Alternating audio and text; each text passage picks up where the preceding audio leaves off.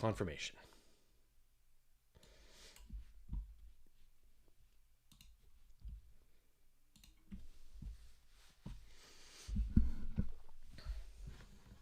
Start the recording. And the recording. And there you go, Chad.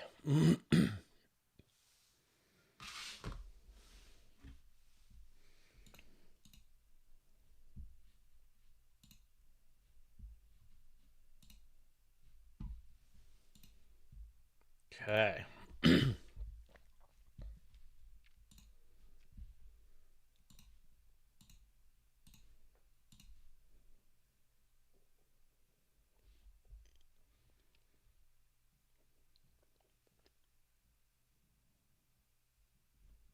What?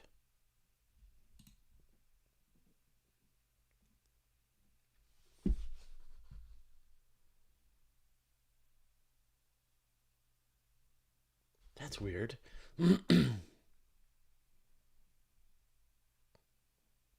Sorry. The question, the pre-tag question. Oh, okay. Boom. Okay. Charles J96. So what's going on with LUVOIR? Are they still going to build it?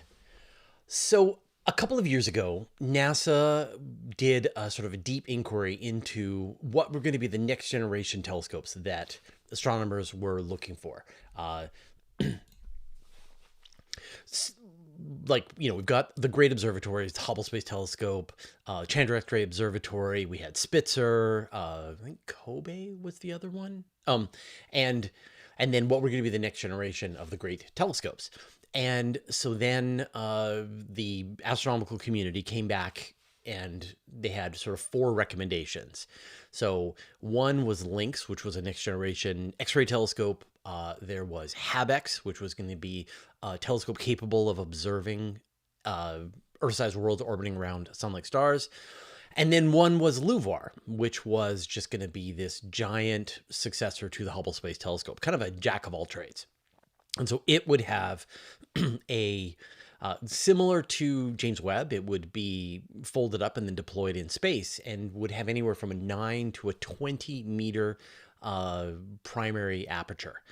And then the astronomers came together based on that, and knew that budget was going to be an issue, and then did a what's called the decadal survey. And this is where the astronomers, essentially the astronomical community, makes its priorities known to funding agencies, NASA, the National Science Foundation, and so on. And in that, they then combined a couple of the telescopes. So they combined this idea of HabEx with LUVOIR. LUVOIR stands for the Large Ultraviolet Optical Infrared Observatory. So it's it's all of those wavelengths, and that's very similar to what Hubble does. Hubble is in the ultraviolet optical infrared range, while James Webb is in the mid and far infrared range. And so, or near, mid, and a little bit into the far. And so after that, and then they also had sort of learned the lessons of how difficult it was to get the James Webb Space Telescope built and launched. And so they said, well, let's make a telescope that combines some of the capabilities of HabEx with some of the capabilities of LUVOIR. And so the new telescope that came out of that is called the Habitable Worlds Observatory. And this has got some of the bits of LUVOIR and some of the bits of HabEx. So from the LUVOIR side, you've got that same range, ultraviolet, optical, and near infrared. And from the HabEx side, one of the really cool ideas for that was going to be both a coronagraph on the telescope as well as this free-floating star shade, this satellite that would fly out at tens of thousands of kilometers away from the telescope and would occult, would go in front of whatever star the telescope was observing, and then that would allow the planets to be observed around the star. And so the HWO, the Habitable Worlds Observatory, will probably be the same size as James Webb, so 6.5 meter main aperture, and then we'll have that that star shade, maybe.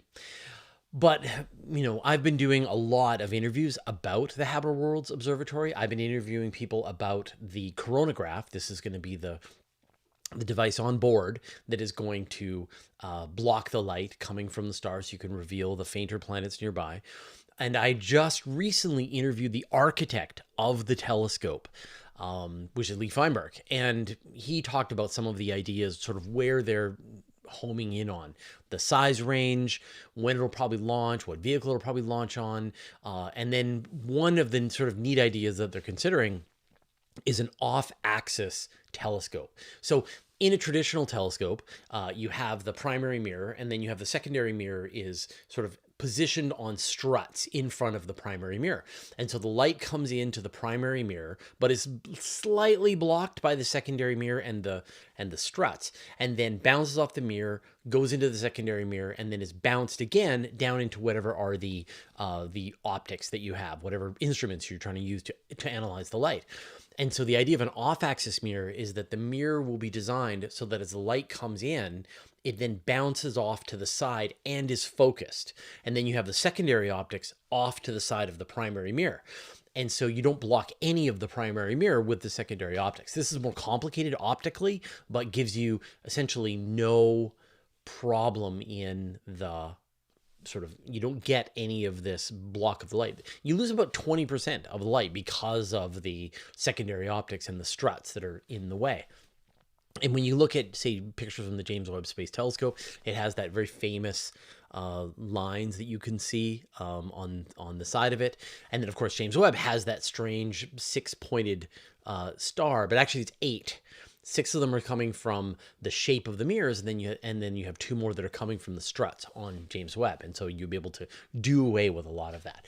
So right now, the Habitable Worlds Observatory is probably due to launch in late 2030s, maybe early into the 2040s. And I wish that it would go faster, but there's a lot of moving parts, and we're still in the very early stages. And at the same time, science funding and space funding is very difficult. I mean, I was talking to Lee Feinberg.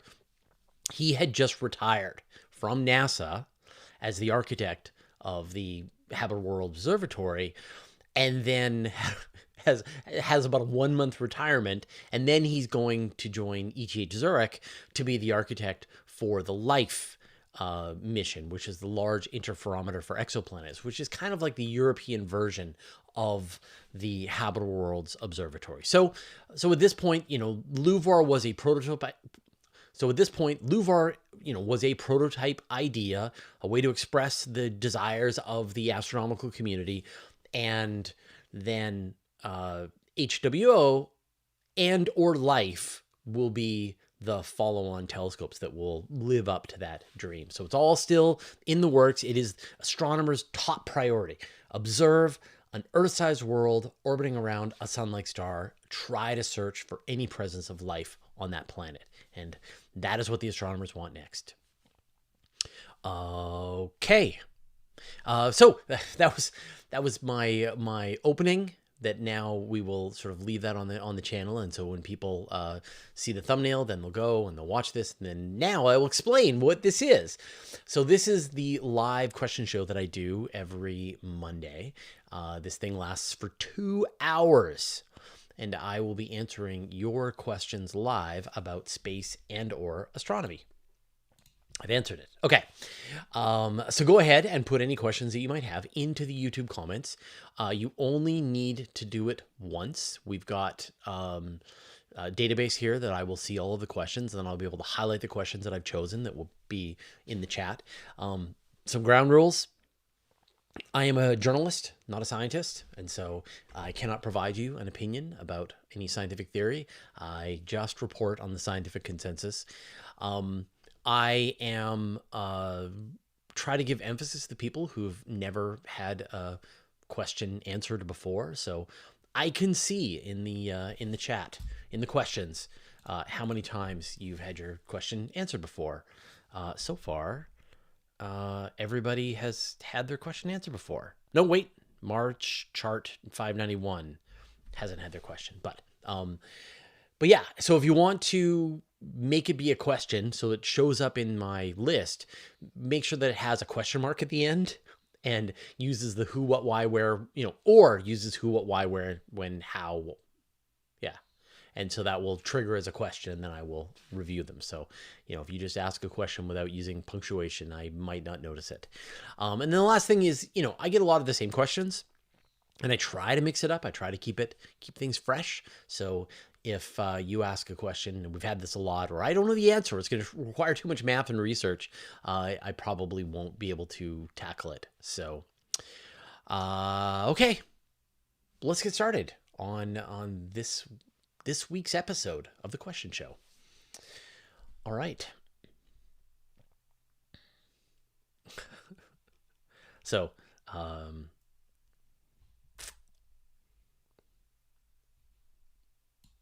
me see if I understand what that is.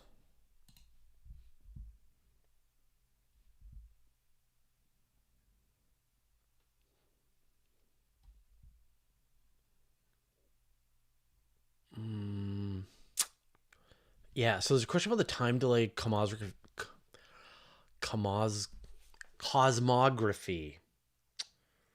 And I haven't dug into it deeply.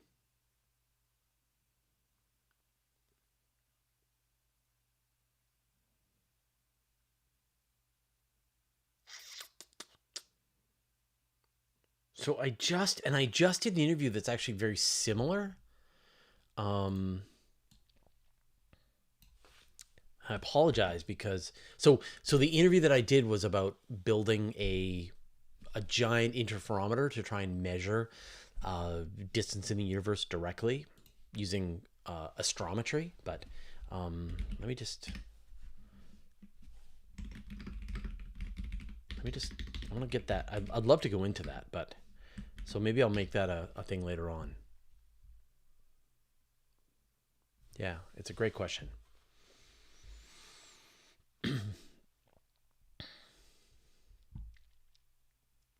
Oh, okay. Okay,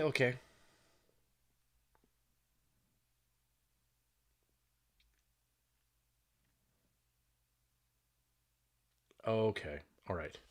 So I'll do my best to answer this question. In Armstrong, I was wondering if you have an opinion about time delay In Armstrong, I was wondering if you have an opinion about time delay cosmography. Also, what future telescopes might best suit this new exciting way to measure time. So I'm not sure. I think you sort of, we have the right concept together here, but I'm going to sort of explain what this is, and then hopefully you'll get the answer that you need out of the question. So this is a approach to try and measure the Hubble constant, which is the expansion rate of the universe. And there are sort of multiple ways that are used to do this. One is that you measure relatively nearby objects using this thing called the distance ladder. So you measure Cepheid variables, you measure type 1a supernovae, and you get one number for the Hubble constant, the expansion rate of the universe. And then the other method is to measure it in the cosmic microwave background radiation. Of course, the fact that the two numbers aren't the same gives you this tension. And another way to sort of think about the Hubble tension is to think about the age of the universe that these numbers give you. So that the expansion rate of the universe, if you just calculate it backwards, then it tells you how long the universe has been expanding. And so when you measure it via, say, Cepheid variables, you get that the universe is 13 billion years old. And when you measure it via the cosmic microwave background radiation, you get that the universe is 13.8 billion years old. And so there's this discrepancy of 800 million years. And this is weird. And it should be the same number, and yet it isn't. So why? So astronomers are trying to develop other methodologies for measuring this expansion rate, and ideally ones that are independent, that don't require the distance ladder. So, and so one of these ideas is the concept that you just mentioned, the time domain cosmography. I have a hard time with that. Maybe it's because it's too similar to cosmology. And the gist of this is that you use a strong gravitational lens. And, you know, you're probably familiar with these strong gravitational lenses, or Einstein crosses are one example, where you've got this foreground galaxy cluster, and then you've got some background object like a galaxy. And that galaxy is being lensed. So the light is leaving the background galaxy. It is taking paths, multiple paths around the foreground object. And then you're seeing a bunch of different versions of the same object. And then where this becomes very powerful is that you can have a supernova go off in the background object. And then you see the light appear in the different supernova, in the different galaxy lenses at different times. And so that means that the light took a different amount of time to make the journey to be able to show up, right? And it could be off by a matter of months or even a couple of years, which is pretty incredible. So astronomers have figured out how you can use this as an independent way of measuring the Hubble constant, the expansion rate of the universe. And what they do is, and the important thing is that you have to know the mass of the object that is doing the lensing, so the galaxy cluster that is in the way. And you can measure them if you can work out the mass of the lensing object, and then you can trace the journey then that the light took to be able to come around the lens to take up its position. And from that you can then calculate, right, one part of the light is taking one amount of time, or, you know, is traveling a certain distance. Another light is traveling another distance. And so this expansion rate of the universe is, you know, because the light has been traveling for potentially billions of years before it even got to the gravitational lens and went around it, and then several more 100 million years to get to your eyes or to our telescopes. And so that time that it's spent going through intergalactic space is going to be different as it's going around the lens, following these different journeys, and you can actually calculate the Hubble constant in an independent way. And ideally, eventually, this will become very, very accurate, and you'll be able to have this number that will then be useful to calculate that it's totally independent. There's a bunch of these other sort of ideas about independent ways of measuring the Hubble constant. The one that is most exciting actually is gravitational waves, because, you know, all of the other methods are by measuring different aspects of electromagnetic radiation, and gravitational waves are, you know, different, and they are independent from radiation. And so you would essentially, when you measure two black holes spiraling in and merging with each other, you can determine the distance to that collision just by measuring the sort of final moments before they collide. The problem is that the error bars are just way too big, that they are just so, they're not useful because they're so wide right now. But eventually, if we get better gravitational wave telescopes, we'll be able to measure that as another fourth independent way of measuring the expansion rate of the universe. Eventually, we will solve the Hubble crisis, or the Hubble tension. Eventually, we will solve the Hubble tension.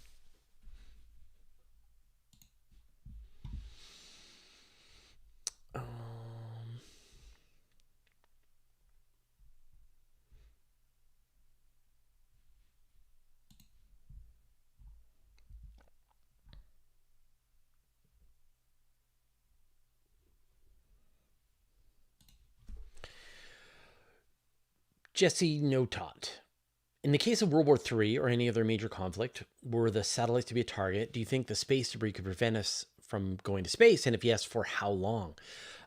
Yeah, so this is a capability that all of the major spacefaring nations have demonstrated. So the Russians, the Americans, the Indians, and the Chinese have all demonstrated that they can launch missiles from an aircraft, and then that missile will fly up into space and take out a satellite. Now, all of the nations have been testing them on their own satellites, but the result is space debris, and a sort of disturbing amount of space debris that not only sort of maintains at the orbit that they were at, but actually can fly into higher orbits and can even risk the International Space Station. And then, of course, if you send a lot of debris, like in the case of a war, taking out your enemy's ability to see the battlefield, communicate, get GPS, weather, it's a big goal. And I guarantee that all of the nations know the locations of all of the satellites that they would destroy if it actually went to war. And they have missiles with that satellite's name on it. And yeah, it would be a disaster for the near space environment. You would be causing thousands of pieces of debris for every satellite that you destroy. And so if you're going to destroy hundreds of your enemy's satellites, you're going to create hundreds of thousands of pieces of debris. That debris is going to hit other spacecraft satellites. It's going to cause more debris, and it's going to be a mess. And that is the bad news. Well, I mean, apart from the war, right? Like the war is the bad news, but also we're going to have this mess. But the good news is that this is all in low Earth orbit, and so these satellites are in the 3 to 500, 600 kilometers altitude, and that space debris at that altitude will clean itself up relatively quickly in the 5 to 10 years range. So there would be a time when existing satellites would take an enormous amount of damage. We would see a much higher failure rate, that people would consider the risks of trying to do some space flight, launching humans to space, maybe is going to be too extreme to actually consider it. But then over time, all the debris would be cleaned up, would all re-enter the Earth's atmosphere, and then it would be kind of pristine again. The more worrying thing would be if people actually started to go after their higher satellites, so the ones that are in the, say, 2,000 kilometers altitude, because those can take hundreds or even thousands of years to re-enter the atmosphere. And so if you turn those into debris, those are like where weather satellites are, GPS satellites. If you turn those into debris, then there's just no cleaning that up for hundreds, if not thousands of years. And now it's a much bigger volume of space, but still, it would be a big problem. So yeah, we don't want people to go to war. And if they do go to war, we don't want them to be destroying satellite networks. And if they do, then we want them to limit it to low altitude satellites and not the high ones.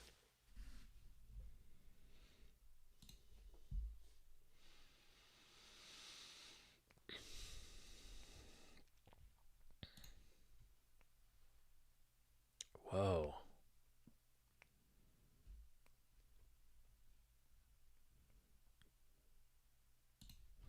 Casey Ream, will spacesuits ever change much?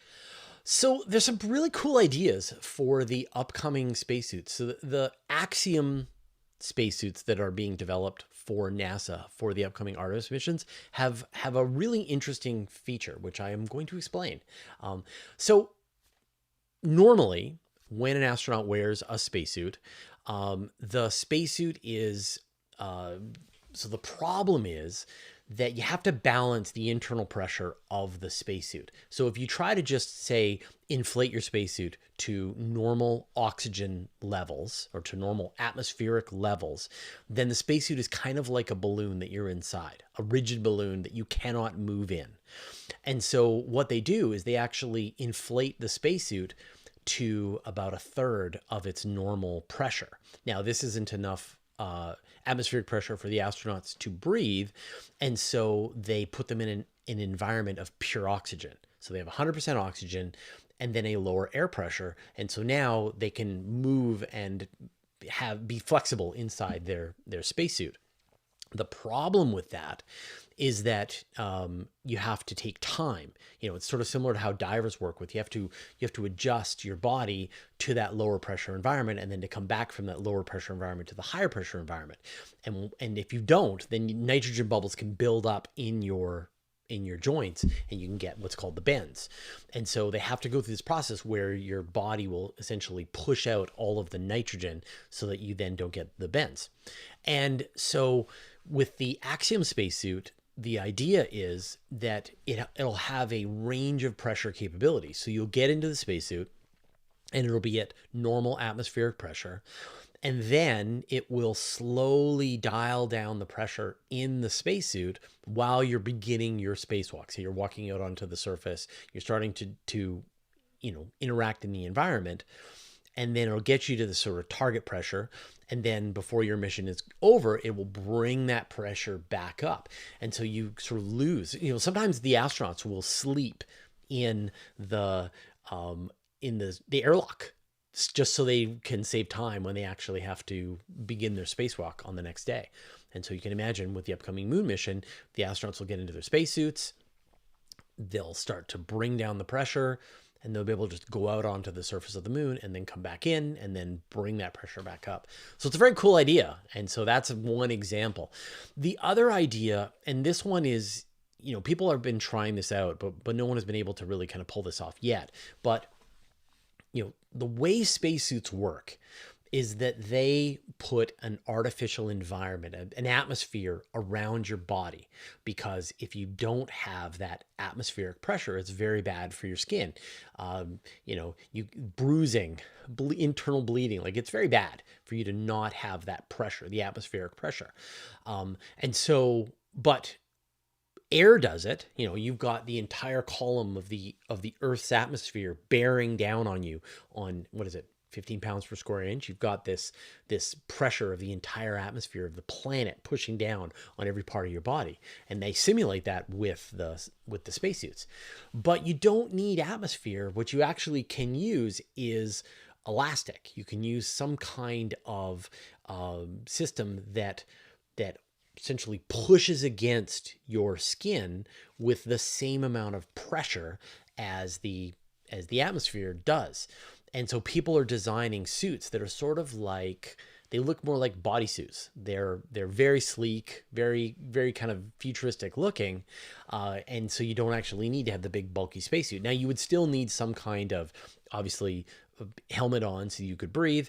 And one of the real challenges is at the joints. So, you can say surround your forearm in this elastic material to handle the pressure issue, but you need to be able to have a joint like your elbow and to be able to, and that's a very difficult to just sort of imagine how hard it would be to have something that is always perfectly continuously putting the right amount of pressure inside your joints, places like inside your groin, inside your knees. So those are the challenges to that idea. But there's a woman at MIT who is working on a bunch of prototypes and has sort of gotten things pretty far along in that development. And so it might be that they'll solve this with some kind of materials or maybe some kind of hybrid approach where you've got you've got the elastic material for the parts of the body that you can do that. And then you've got pressurized joints or something like that.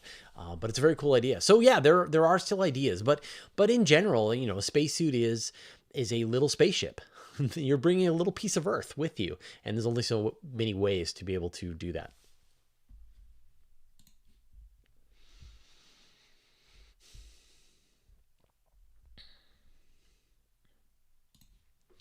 Vistotuti, since gravity travels at light speed, is that massive gravitational wave of the Big Bang still on its way to us? Yes. But it just passed us by. And now another one just passed us by. And then another one just passed us by. We just experienced the gravitational waves from the Big Bang over and over and over again. In the same way that we are always seeing the cosmic microwave background radiation. When we look out into the cosmos and we are looking in microwaves, we are detecting this last scattering, this light that was released by the cosmic microwave background radiation into space. And that this was when the entire universe was like the surface of a red star. And then that light has been traveling through space. And right now, the light that has been traveling for 13.8 billion years just got to us. And then 1 second later, the next light that has been traveling for 13.8 billion plus 1 second has gotten to us. And then 2 seconds and so on, right? And so the same thing has happened with the gravitational waves from the Big Bang. Like there was a lot of mass moving around during the Big Bang. We know this idea of inflation where the universe expanded many orders of magnitude to a larger size. That was mass moving very quickly. And anytime you move mass, then that generates gravitational waves. And so there is this idea of primordial gravitational waves. And what's great about these is that they would be present in the universe earlier than the cosmic microwave background radiation. That is the earliest that we can see light, is 380,000 years after the Big Bang. Before that, the entire universe was like the surface or even the interior of a star. And so how do you observe the interior of a star? It is opaque. It's like being trapped inside the Earth and trying to observe the Earth. The Earth is opaque. It is rock, right? So, but the gravitational waves moved through the universe. And so right to the very, very beginning. And astronomers have been trying to figure out ways to be able to observe this primordial gravitational waves. One idea is that you would see the gravitational waves moving through the material that made up the cosmic microwave background radiation, and that it would change the light coming from the cosmic microwave background. Unfortunately, that hasn't panned out yet, but the next way is to use the pulsar timing array, which is the method where you have pulsars that are located all the way around in the sky, and they are sending us these signals with tremendous accuracy, right? They're sending signals with tremendous regularity, and astronomers can measure them as accurately as they measure an atomic clock. And so that we have already detected the background gravitational waves from merging supermassive black holes. So we know that these large background gravitational waves are there. There might be this second signal, the ones left over from the Big Bang. And if not, there have been proposals to build a gigantic version of LISA, which is the large interferometer space antenna, which is going to be directly detecting merging supermassive black holes. But if you build like a much bigger version, it's called the Big Bang Observer. It would have 12 LISAs in this giant sort of grid, and they would be able to potentially detect the gravitational waves coming from the Big Bang itself. So, and another one of those, another gravitational wave just went past us, right? Like we are always, every second that goes by, we are experiencing another second's worth of the gravitational waves from the Big Bang. It's just that they are extremely faint, that they are incredibly difficult to detect, that a car driving around on a road is putting out more gravitational waves, or is, I guess, shaking your detectors more than the gravitational waves that you would be able to detect. So it's just going to take new technology and new investment, but it is theoretically within our ability.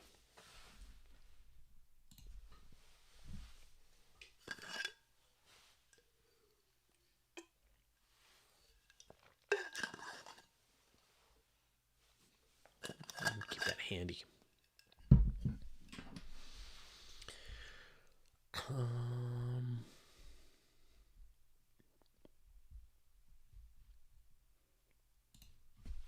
Arias, third of his name.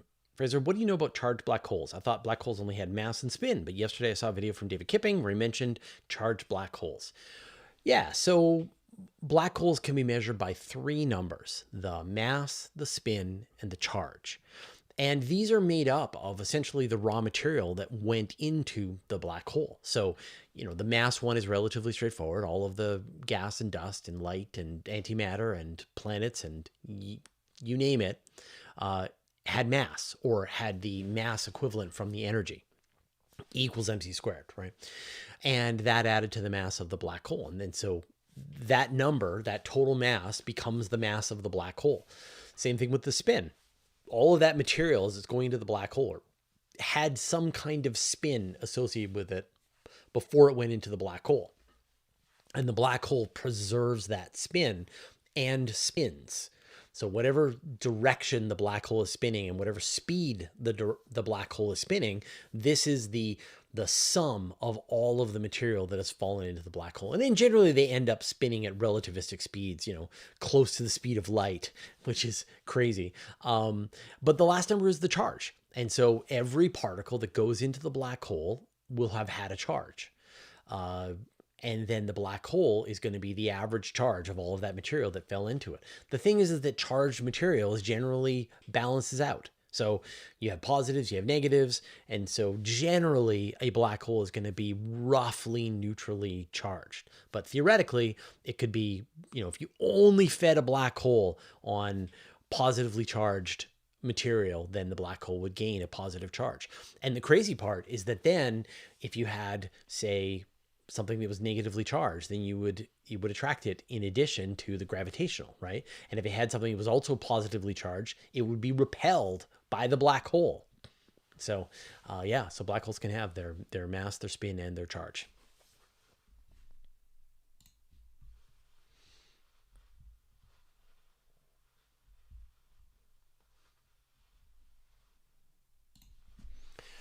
Stanton, how drastic do you believe the changes coming through AI will be on the education system? Are we staring down the barrel of a complete change in education? Will it be AI agents running the teachers?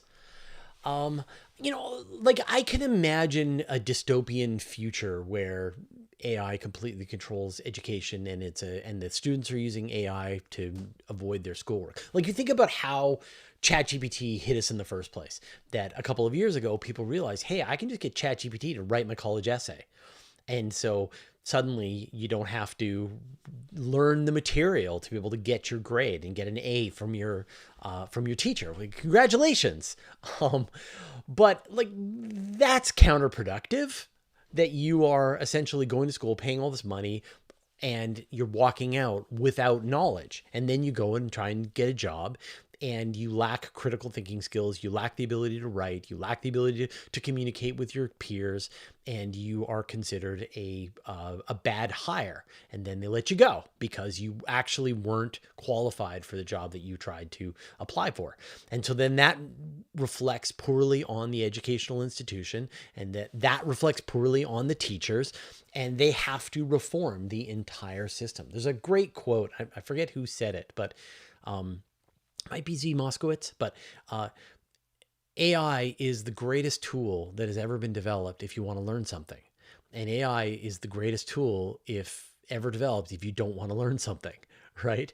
That in both cases, it all comes down to the user. Are you going to use the AI to teach you things, to help you interrogate a subject, to give you practice information, to help you figure out your weak spots and to compensate for them and drill and get much better and practice communicating in unusual circumstances and just become a stronger, more well-rounded person overall? Like, I use AI for my language learning, and it is great. I write sentences, I learn different pieces of vocabulary, I practice them with variations, and I drill and drill and drill to get the stuff into my head. In a way that would be very boring for me to try and talk to another person or even have a teacher or a professor. But on the flip side, that you can imagine students, like right now, the students are running roughshod over the educational institution at their own peril, right? Like, they are using the tools, they are having it do the work for them, they are not having to think, and then they are suffering the consequences from not actually doing the hard work. Like, hard work makes you stronger. You want to chase down and you want to embrace the suffering of hard work, because that's what makes you better at what you do. It's the times when you're forced to stretch and go above and beyond what you thought you were capable of, to push through and do the deliberate practice, when you become more capable.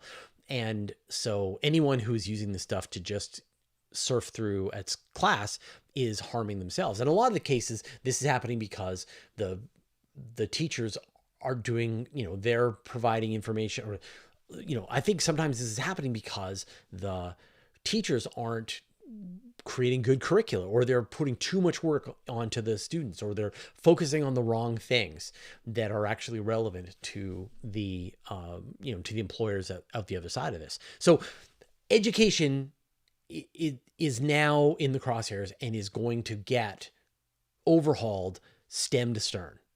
That hopefully people are going to come up with curricula that are more useful for the modern world that we live in, that values the, what are the things that employers are actually looking for? What are the skills that students are actually expected?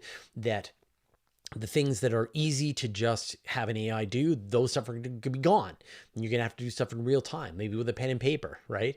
To be able to show your ability to communicate, to show that you've used the AI tools correctly. And so you can imagine it kind of fragmenting into a bunch of different ways. One way is like if the AI gets really good, then you can imagine every person being able to have a custom tutor that teaches them some skill that they want in a way that is actually really great. That seems entirely feasible to me.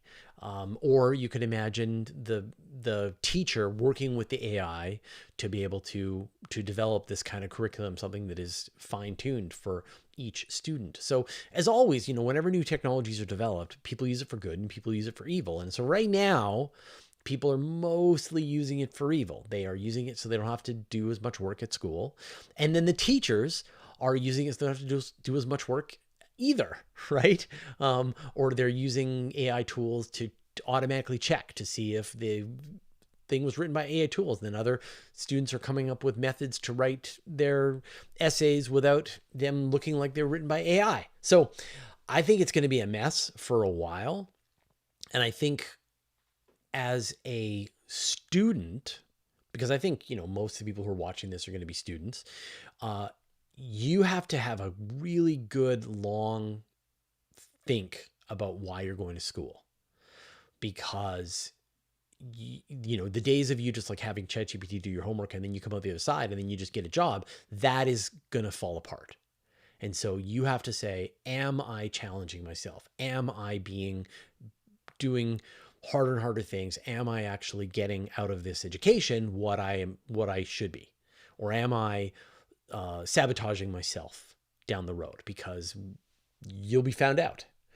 As an educator, you've got to change. You just can't use the system the way you did before. You can't come up with the same kinds, tests, take home things, busy work. Like you got to come up with ideas where you work in tandem with the students, maybe with AI at the same time, to help them to understand the material and understand what's expected. And then at a larger curricular level, we have to know what's actually relevant in education, because it's, there's a mismatch between, a lot of times you go through 4 years of university, you come out the other side, you wrote some philosophy papers, you learned to communicate, you met a bunch of people, and you demonstrated that you're willing to kind of suffer for 4 years. That's what the employer is looking for, is does this person have the ability to jump through these hoops for 4 years? Maybe I can take a chance on them.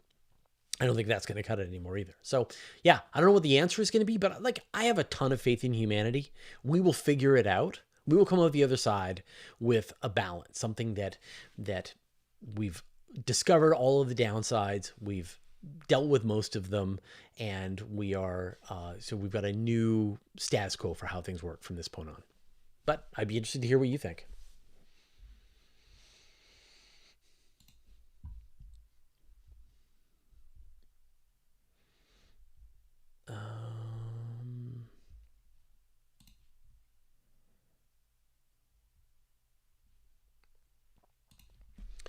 Not many eclipses left.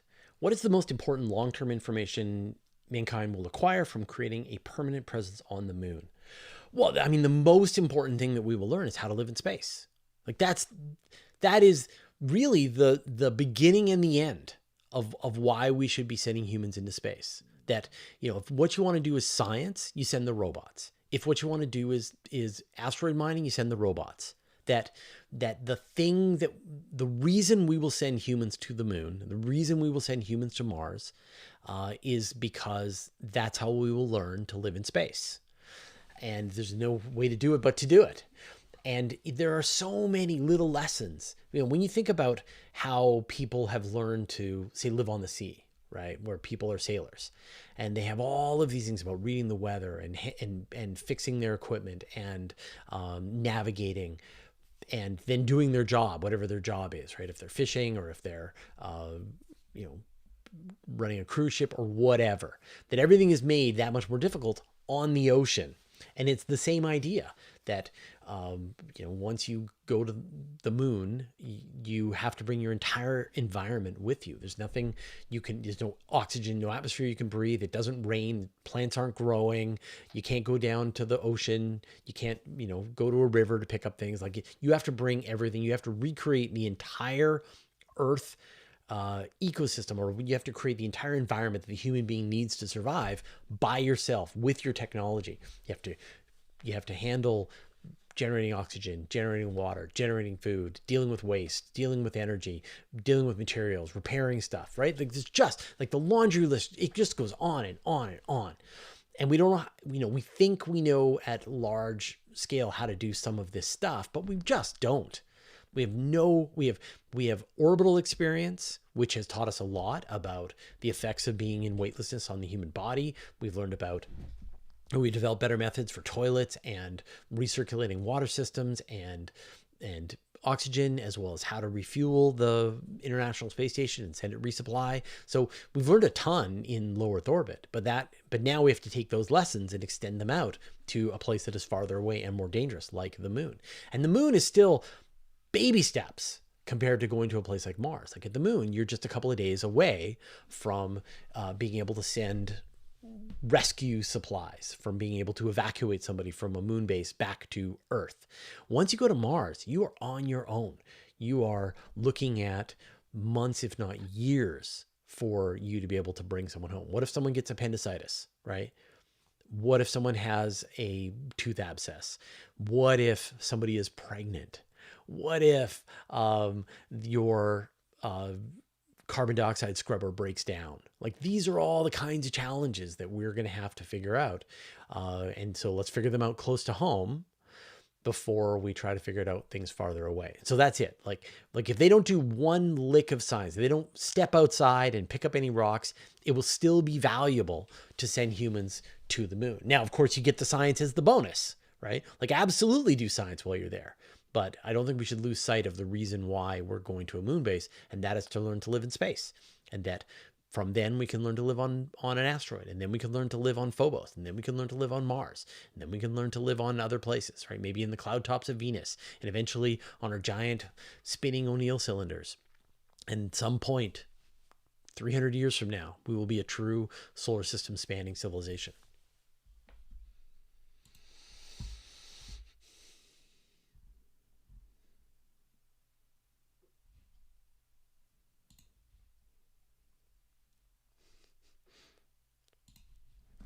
Church discography.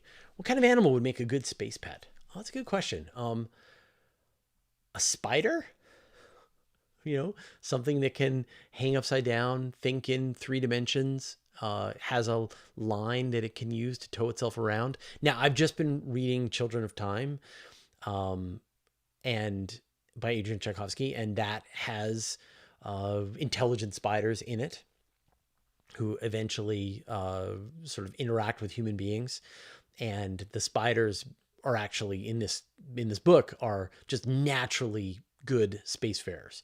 So spiders might be good. Yeah, if you had like a tarantula. But I mean, obviously your tarantula is not going to be a great friend to you, but people keep tarantulas, right?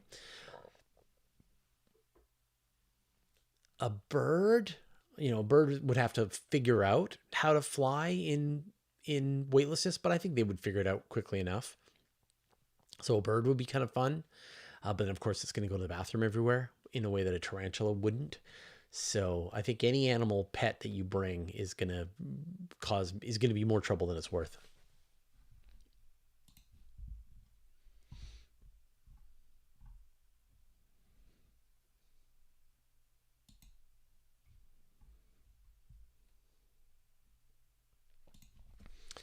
James Nguyen, do fish care about living in a microgravity environment? Those might make good pets. Yeah, they've done fish in space, and the fish are disoriented when they first get up into space, and then they figure it out. You know, it's funny. You think that you're in weightlessness when you're in water, but you're not. you're still experiencing the pull of gravity on your internal organs, even though you might be, oriented in different ways. And so fish, this is an issue for them for sure. And so there's video of fish, like they do like little, I forget the name, tetras, the tiny little neon tetras, like little fish have been to space, and they got pretty confused in the beginning, and then after a while they figured it out. So yeah, fish would, if they're in water, would eventually be pretty well equipped to deal with weightlessness. I wonder, give the fish a little spacesuit, and then he can swim around inside the space station.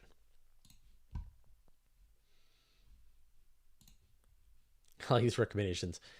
Tardigrades, flying squirrels, that's a good one too.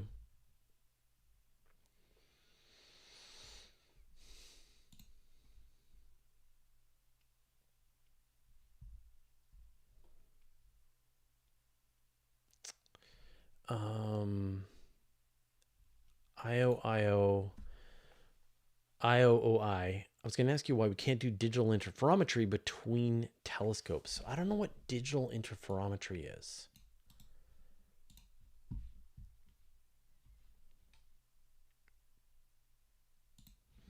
So is this like quantum?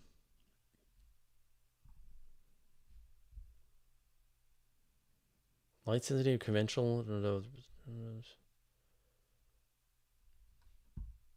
Yeah, I'm going to have to look into this. I'll try and find someone.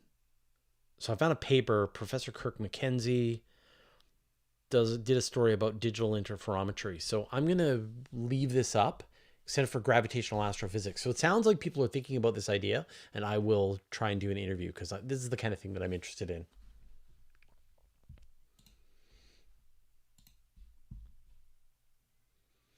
Connecting two telescopes over wires. Oh, okay. All right. Right.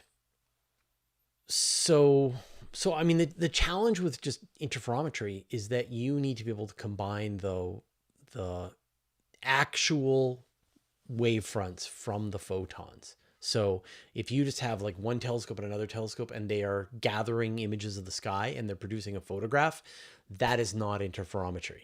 That is two photographs that you're just going to put on top of each other. That will help you reduce the noise in your, so it's like doing a longer exposure, right? It gives you twice the telescope, but it doesn't give you the baseline in between the two telescopes. And that's what interferometry gives you. So if you just connected two telescopes with wires and you were combining the images coming from those telescopes, then it's the equivalent of you just having 2 times as much telescope. That's it. And that's kind of how like when you do long exposures, you do multiple exposures of some object. You do a 30-second exposure. That's as if you had one telescope. Then you do another 30-second exposure. That's like as if you had another telescope. And then you do another one, right? And so then you are combining the light of those 3 exposures. You're detecting what is actually signal and what is noise in that image, and you're rejecting the noise and you're keeping the signal. And so if you just when you are taking multiple exposures with your telescope, that's effectively what you're doing. And you could do that faster. If you had 2 telescopes side by side and they were both grabbing images of the same spot in the sky, you would then be able to combine the light of those 2 telescopes to get more signal and less noise. But that's not the magic of interferometry. The magic is that if you had 2 telescopes that were 10 meters apart, you would have the equivalent of a telescope that is 10 meters across. So essentially the size of the biggest telescope on Earth. If you just had 2 if you had 2 10-centimeter telescopes, 10 meters apart, then they would give you the resolution of the biggest telescope on Earth. That's what interferometry gets you.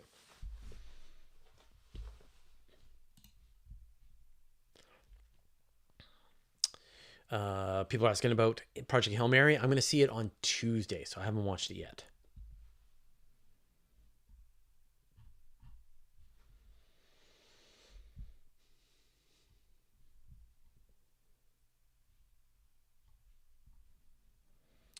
Jimmy James, pineapple on pizza? Absolutely. Yeah. I'm Canadian though, so I think we invented the ham and pineapple pizza. Yeah, I like ham and pineapple.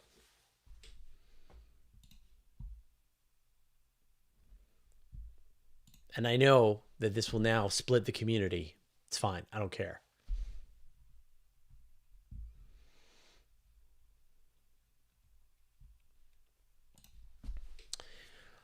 Ivodrinkovich, what direction James Webb has to look at to see the Big Bang?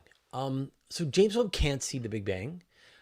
James Webb is not sensitive to the kind of light that the Big Bang emitted. And in fact, no telescope can actually see the Big Bang. You have to be able to, all right. So let me do this again. So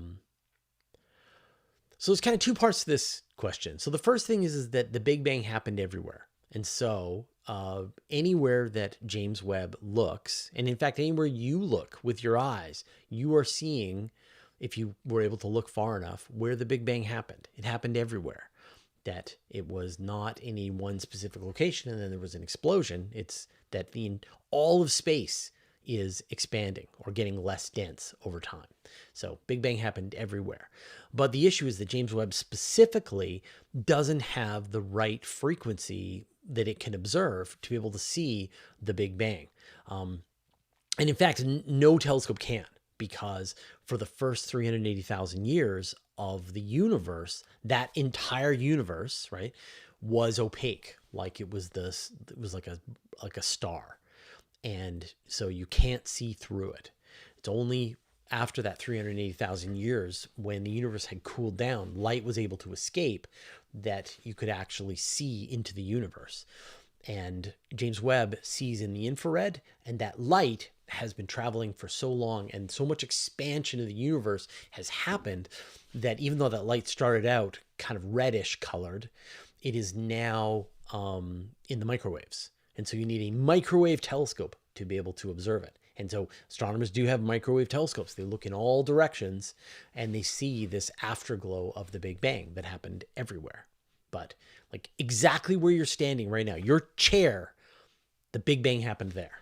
And where I am, the Big Bang also happened right here. You are at the center of the universe.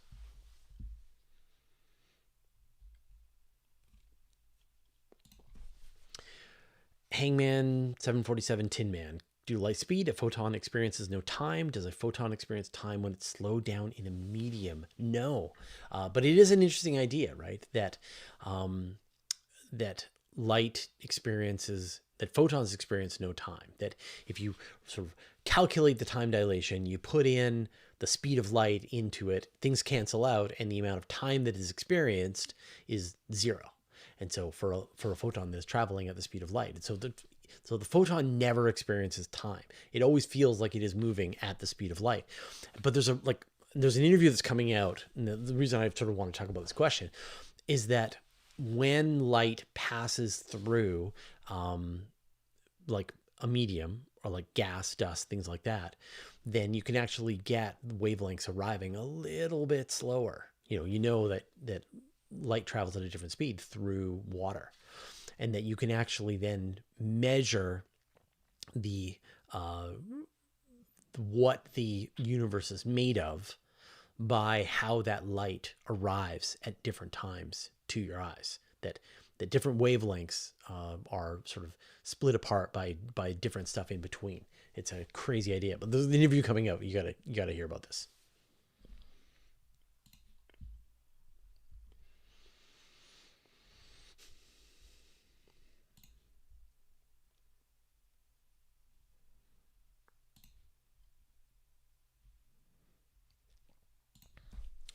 As Farron, why does the universe appear to be the same size in every direction? Because what you're seeing is the age of the universe, that light has been traveling for 13.8 billion years since the Big Bang, minus 380,000 years, right? The cosmic microwave background. And it has been traveling that long in all directions to reach you specifically. That, we always talk about this idea of the universe. We talk about the observable universe, and the observable universe is just the amount of the universe that you can see where the light has traveled for 13.8 billion years to arrive at your eyeballs.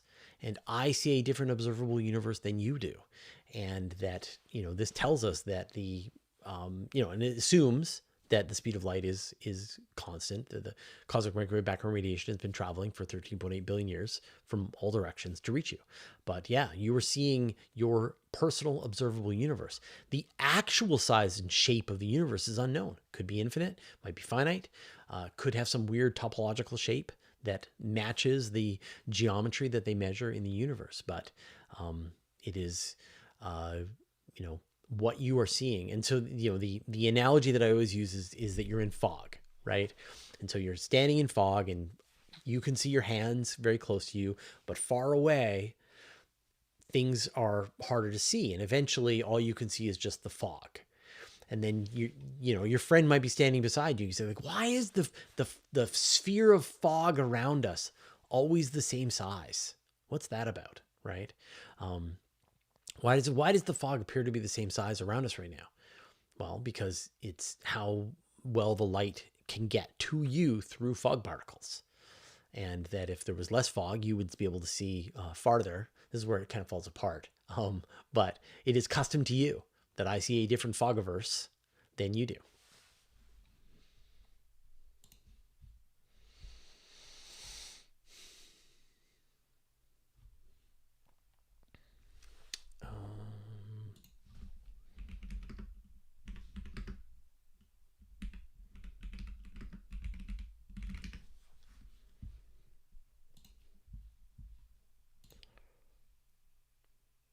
Phoenix, let's see. So let's look up one number here.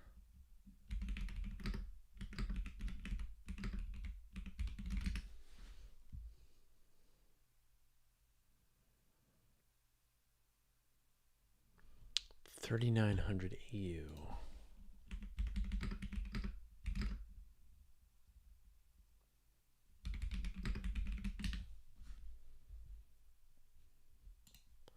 So it's 0.06 light years. Okay.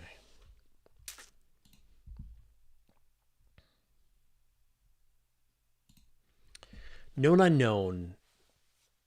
How large compared to the solar system is a 30 billion solar mass black hole? So I'm not sure exactly what a 30 billion solar. So I'm not exactly sure what a 30 billion solar mass black hole would be, but the biggest one is, what is the event horizon of Phoenix A?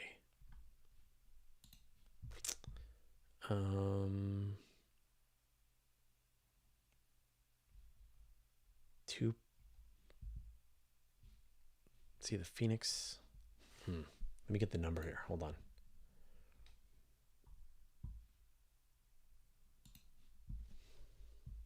Because that's the biggest one right now is Phoenix A.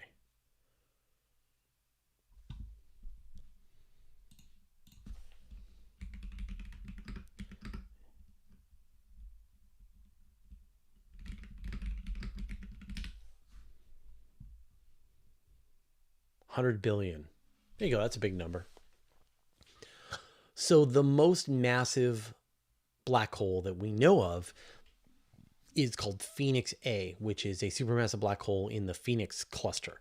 And it probably has somewhere on the order of 100 billion times the mass of the sun. And so here's the part that's crazy. The event horizon of a black hole that big is 3,900 astronomical units, or 0.06 light years. So 6% of a light year. When you think about the distance from the sun to Pluto, it's about 50 astronomical units. So you can sort of do the math. It's like less than 100 times the 100 times the distance from the sun to Pluto. So it's big. It's very big. But it is not very big compared to, like, you could hold it within the entire solar system, and yet it would have the mass of, actually it wouldn't have even the mass of the Milky Way. So the Milky Way has about 1.5 trillion solar masses in it, and the Phoenix A black hole has 100 billion. So it's maybe less than 10% the mass of the entire Milky Way, but it's still a very big black hole.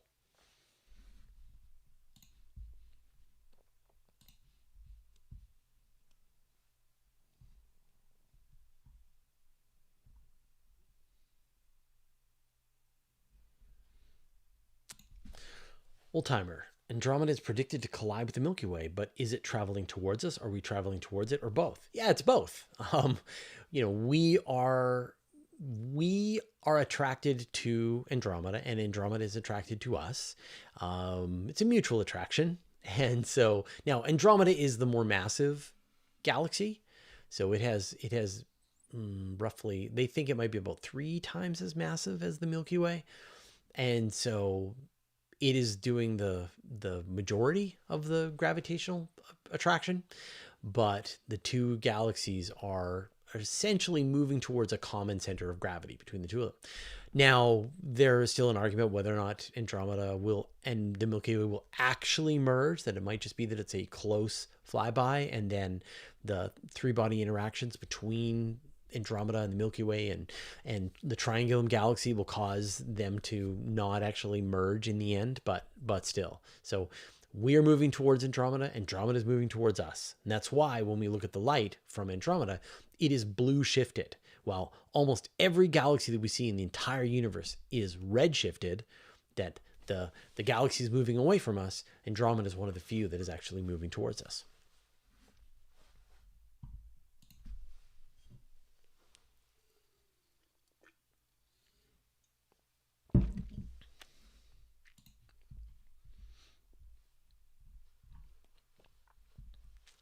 Festral Day, is that the event horizon or the singularity? That's the event horizon.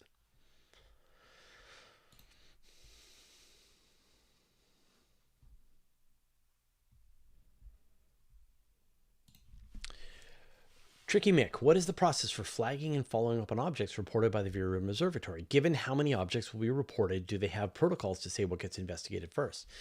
So I think you misunderstand how this works. So there is no they, and there is no protocols, and there are no plans. That Vera Rubin's job is to capture these images every single night, and then the data pipeline is sent to a bunch of data brokers. And the data brokers filter the information, trying to specialize in the kinds of events that they are best handled to equip. And then the data brokers filter through the information to try to present the information that's useful to their audience. So Vera Rubin generates about 800,000 events a night. So you're looking at variable stars, supernovae, asteroids, comets, planet nines, although, no planet nine has been seen so far, and black holes eating stars, all kinds of things. And then the different data brokers will take that stream of data, and then they will make it available in their system in a database. And so you will then perform a query on the data from the data broker and say, show me all of the objects that were brighter than magnitude 15, located in the Centaurus constellation between 5 a.m. and 6 a.m. And then you will get a list of all of the things and the photographs of all of the objects that were taken. So then it's up to you as the astronomer to do your follow-on observations. So you then go and get time on a telescope to observe this object that you're interested in. If there was a supernova you want to do follow-on observations, you then get time on your telescope or on time on James Webb or whatever. And so there is no there is no centralized plan for what happens with all of these data. They are just being disgorged into the internet, and then it's up to the astronomers to do that. And you can do this too. Like, you can just go to one of the data brokers. One is called Antares, which is the one that sort of from the Noir Lab, and I actually did an interview within the last couple of weeks with one of the people behind this data broker system. And you can access their API, you can write code that queries their system and sends you alerts every time something that matches the criteria that you're hoping for shows up. And they try to categorize this as best they can from the Vera Rubin side, to say this is probably a supernova, this is probably an asteroid, this is probably a variable star. But then it's up to the astronomers to actually do the follow-on observation. So, and you can do this too. So you can just build into their API, run queries, find objects. You can then do follow-on observations with your telescope, with your small telescope, to see the thing that was in the Vera Rubin image. So, for example, I've got a bunch of telescopes behind me. So I've got the C-Star and I've got the Vaonis telescope here. And both of those are capable of seeing down to magnitude of like 15. And so Vera Rubin is finding thousands of objects every night of magnitude 15. And so you could pick one of those objects and then you could do a follow-on observation with a small telescope and confirm the discovery of a supernova all by yourself. There's no centralized group that decides whether or not you're allowed to look at the Vera Rubin data and point your telescope at the sky. And I think there's too much. Like it's hard to get across.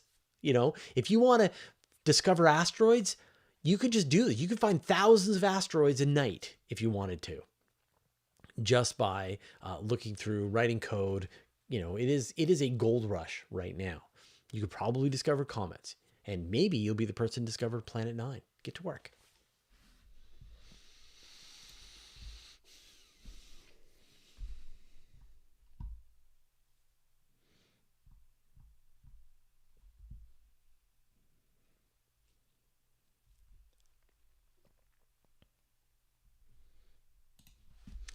Epic Quest Bio. Has anyone considered using railguns to launch ultra-high aspect ablation-shielded microgram payloads to escape velocity from their backyard? So people have been working on ideas for using railguns to launch payloads into space. The problem is, and this is like people have proposed using railguns for ship-mounted weapons as well, because wouldn't it be great? You just take a ton of electricity, you accelerate the railgun, you send projectiles just using electricity. You don't need to carry gunpowder on your ship. You just need to be able, as long as you can generate electricity, you can be firing off propellant. You can be firing off projectiles. The problem is that it causes enormous strain on the railgun itself. And there's a sort of a joke in the military community, which is, show me a railgun that can fire twice. So the railgun can fire once, but then it has mangled itself. And if it tries to fire a second time, it is no longer functional. And so the amount of engineering that needs to go in to be able to make a railgun actually work at the kinds of velocities that are comparable to what a shell can do is still science fiction. But people have proposed various ideas on how you could try to use railguns to accelerate payloads into orbit. The problem is that there's a bunch of problems. So the first problem is that you are hitting the thickest part of the atmosphere the moment you let go of your payload, that you are at the bottom of this ocean of air, of atmosphere. And then you have to be able to send this thing up through that. And at the kinds of speeds that you want to go to be able to have enough momentum to be able to get up into orbit, you are going to explode your projectile. So that is challenge number one, because you got to go 28,000 kilometers per hour. You got to go really fast. Or what's escape velocity? Or orbital velocity, I think it's like 7.66 kilometers per second. Like, it's really fast. So that's your first problem. And then, of course, there's the problem of you tearing apart your railgun. And then, of course, there's the problem that if you're going to try to get that kind of acceleration, you are going to have to exert tens of thousands of Gs of force on your payload. And you need very special payloads that can handle those kinds of forces. It's not outside of the realm of possibility, but it still is very, very difficult. And so all attempts so far to build railguns of any size, I don't know about anyone's using ablation shielded microgram payloads, but they still run into the same problems, which is you better have a really good ablation, because you're going to hit the brick wall of the atmosphere the moment you get out of the vacuum for where you were accelerating your particle. And then it's going to ablate completely to death.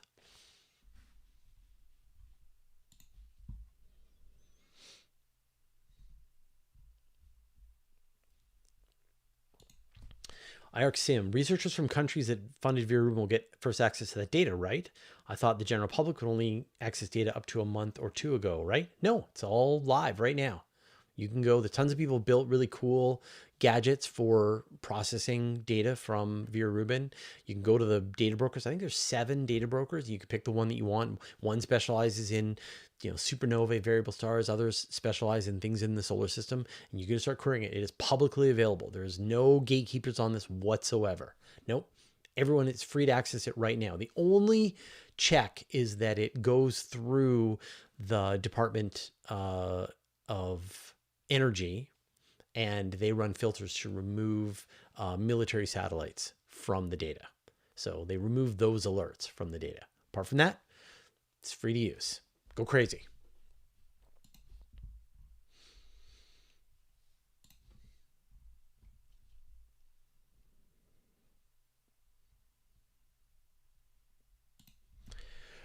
Jonathan, quantum jump does not say anything about distance, so there is a non-zero chance that any particle can pop into existence in any micrometer space at any time. Virtual particles. So yeah, so particles, what we think of as stuff, is actually fields.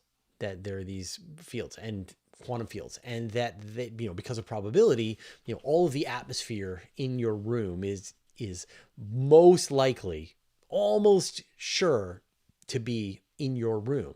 But there is a slight non-zero chance that all of the air inside your room could actually be on Mars. That, if you collapsed observed the field for the atmosphere in your room, it's actually on Mars, and then you would suffocate.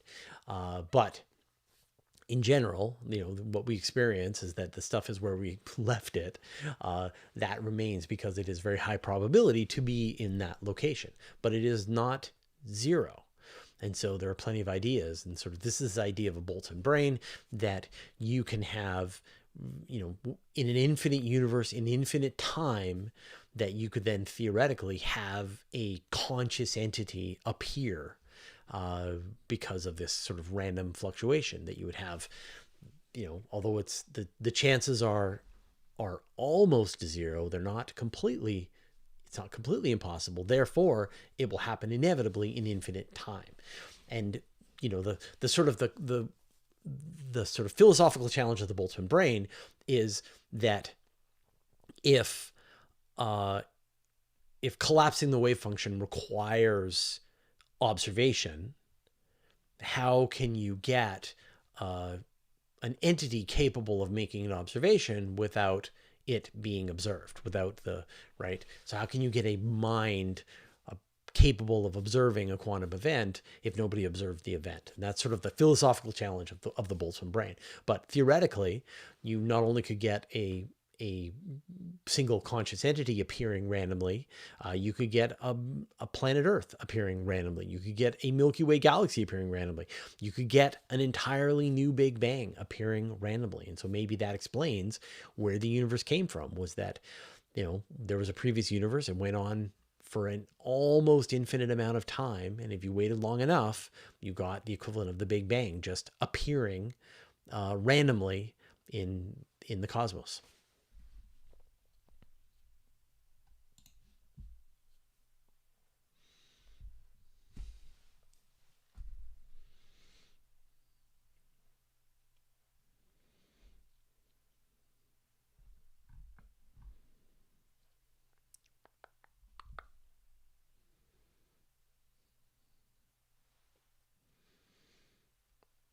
Jonathan, I was thinking more of a virtual particle appearing randomly, not a macro object. Well, yeah, that happens all the time.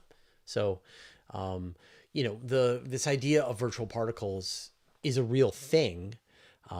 These particles and their antiparticle pairs appearing and then recombining. But really, that's sort of one way of looking at the sort of fields that exist across the universe. How what we experience as particles are actually fields. But this is like a Sean Carroll question, not me.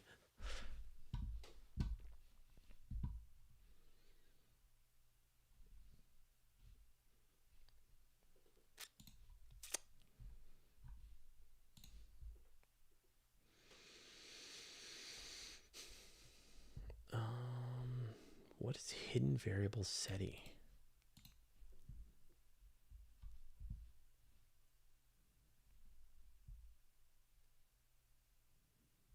Yeah, I don't know what that is.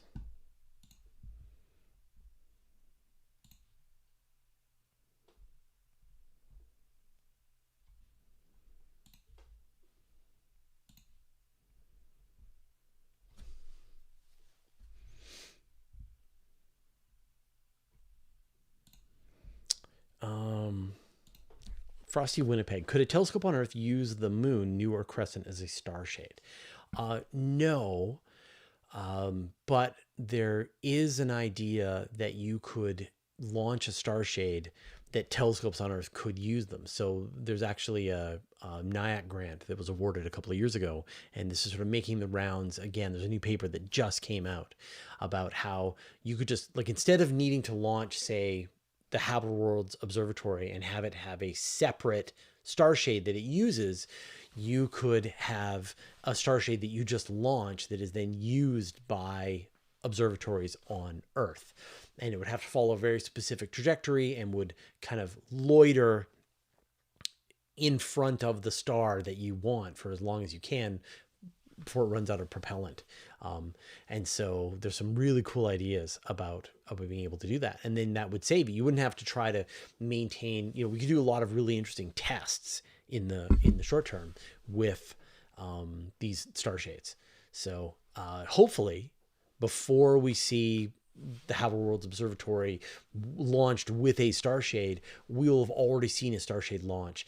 I think their estimate was it would have to be about 100 meters across. It would be, very thin, but it's definitely, it's an engineering challenge, but definitely within the realm of what we can do, because it doesn't have to be very thick. And so, and then you could use, say, the upcoming extremely large telescope. It could use that star shade to be able to directly observe planets orbiting around a sun-like star. So hopefully we'll see a star shade launch long before we see HWO.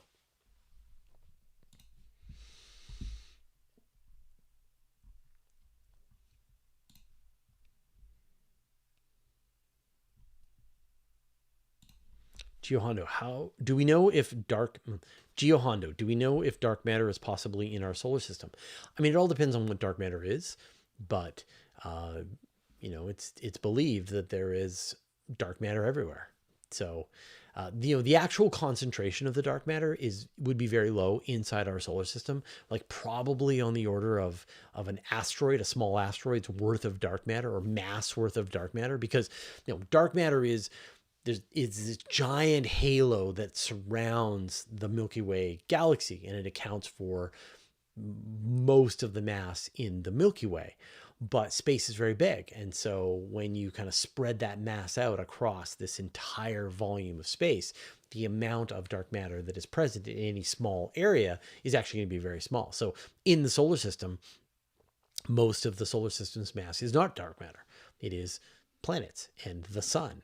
But there would be roughly an asteroid's worth of mass in the solar system that is dark matter.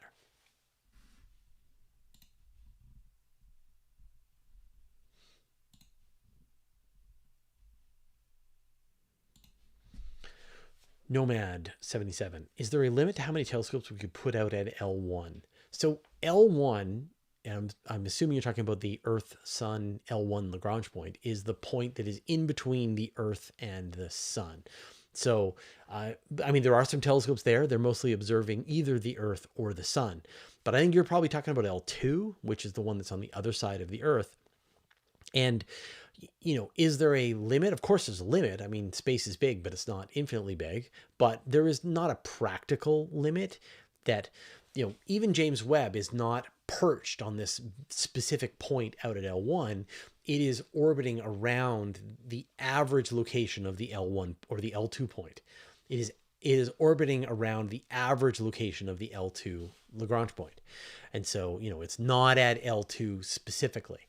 And you could have lots of spacecraft that are orbiting in that area that they would never get within hundreds of kilometers, even thousands of kilometers of each other. And so there's tons and tons of room for as many telescopes as humanity could ever imagine launching, and there'd be no problem. Space is big.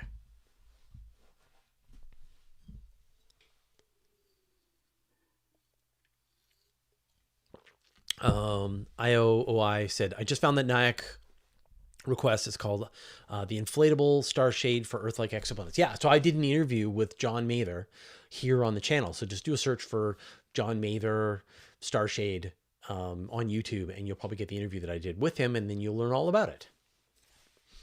And of course, John Mather is the mind behind James Webb. So yeah, Nobel Prize winner.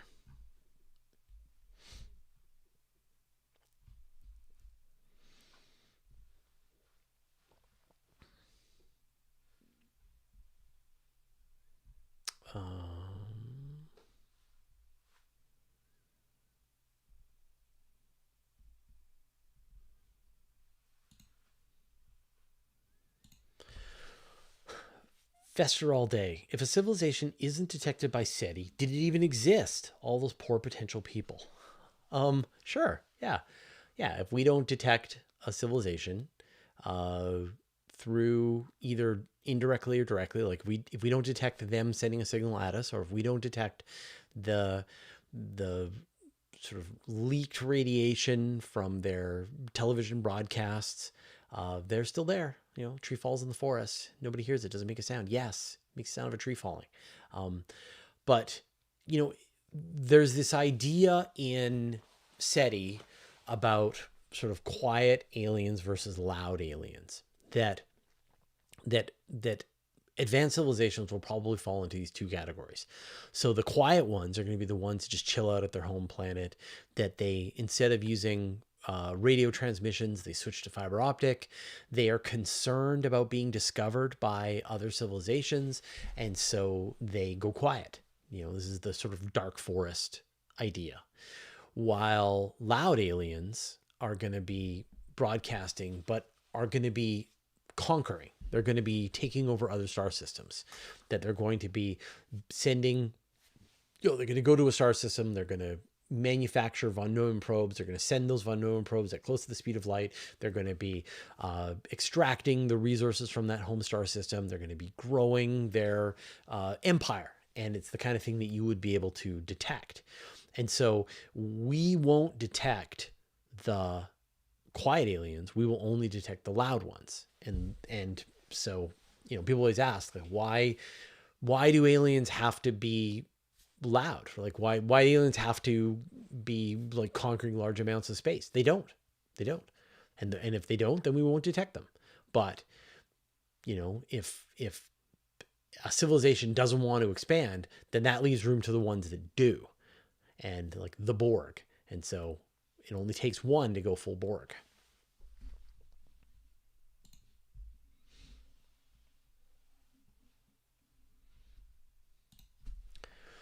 Tomics, if white holes were to exist in this universe, would they be detectable? Yeah, theoretically. So, you know, we still don't entirely know if a white hole is actually feasibly possible. You know, it is as an offshoot of the math that sort of work with black holes. And essentially that if you just turn one number negative or positive, I forget which way it goes, then you get a white hole, right? And so while a black hole is sort of accumulating material, then a white hole theoretically should be spewing out material. Maybe black holes and white holes are connected. We don't know, right? But it is almost certainly just a mathematical construct. There's no reason to believe this is a thing that actually exists. Just because you can do the math for something doesn't mean that thing is real. But if white holes do exist, then they theoretically would be firing out energy. And that's a thing that you would detect. And so astronomers have considered that you could do scans of the sky with things like Vera Rubin, for example, would be perfect for this kind of thing, that you'd be looking for a certain wavelength of light. You'd be looking for a certain brightness, certain change in brightness as radiation was pouring out of a white hole. And that's the kind of thing that you could theoretically detect. So, you know, it all depends on whether or not these are real. And if they are real, then there are plans. There have been ideas on how you might detect them.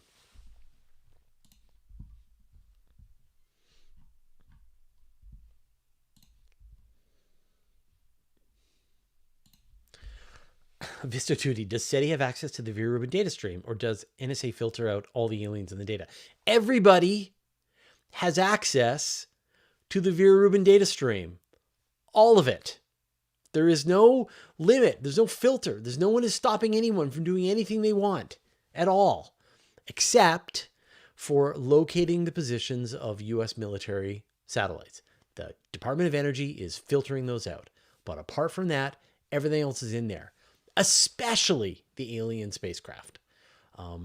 So no, nobody is filtering out the aliens in the data that we know of. But no, like this is like, if there was an alien armada on its way to Earth, and they were reflecting sunlight off of the sun, or they were firing their thrusters to decelerate themselves, then they would be visible. Vera Rubin would probably be the telescope that would detect them first. And someone would be looking, would have, someone right now can make a filter that will look for the kinds of things that an alien attack fleet would give off on its way to the solar system. Now, the challenge is coming up with the right filter. Like, how do you describe that perfect filter that tells you that you're seeing an alien attack fleet and not just another supernova? That's your challenge. But there is nobody stopping anybody from looking for this kind of stuff in the data. You want to find aliens, you want to find UFOs, fill your boots.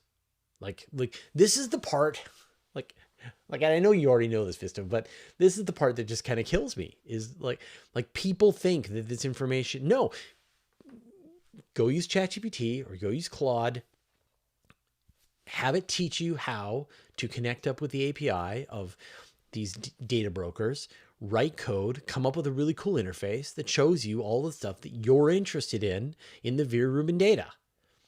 Right? It's all there. It's ready to go. You have exactly the same tools that the astronomers have. There's no difference in what the regular person can access and what the astronomers access. It is all the same, all publicly available. Like there is no, anyone can discover the next asteroid that is on its way to the Earth. You just have to create the right query to look through the Vera Rubin data.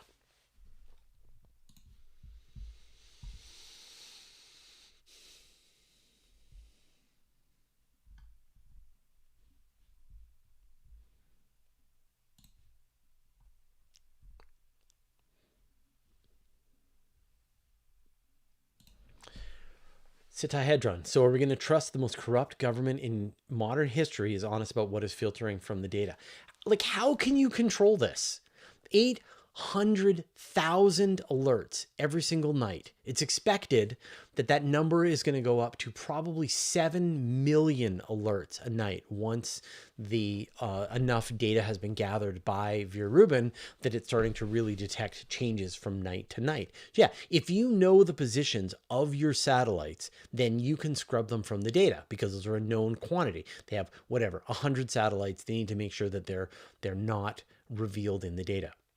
But how do you scrub unknown things from 7 million events that have happened that night? So you are suggesting a level of competence by the government, any government, this government, to be able to scrub through that information and to be able to clean that up. Like, what a make-work project. Can you imagine? You're going to have to take all 7 million alerts that are happening every single night. You're having to run really complicated, state-of-the-art tools. You're going to have astronomers in the tens of thousands looking through and filtering out this stuff every night in a way that is undetectable to the astronomical community. Because remember, you can go on to Vera Rubin, you can say, alert me when a supernova goes off that I can see with my telescope. And then you get an alert, and then you take your telescope, you look at that galaxy, and you're like, yep, there's a supernova there, right?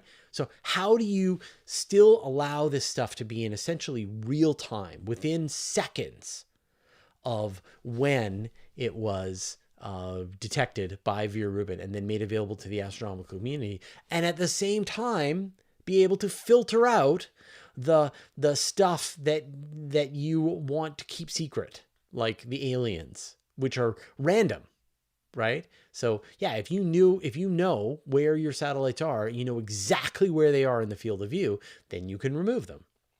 And so they're going to be removing the positions of their reconnaissance satellites. But apart from that, there is just no possible way, unless they are incredibly competent. But I think those run counter. So I don't know how you would do this.